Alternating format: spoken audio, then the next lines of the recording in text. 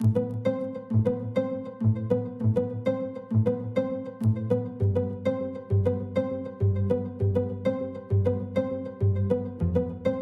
было здание наполовину разрушенное. Когда мы приезжали в суд, то здание суда окружали танками. Это были сотрудники, это были друзья вот этого убийцы.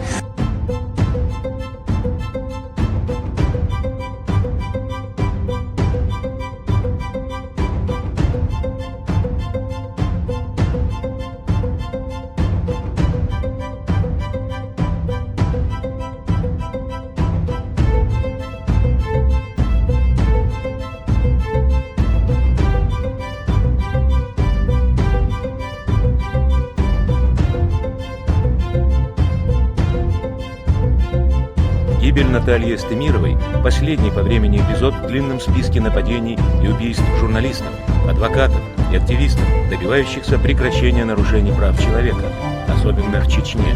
Эти убийства должны быть тщательно расследованы, а их организаторы и исполнители переданы в руки правосудия.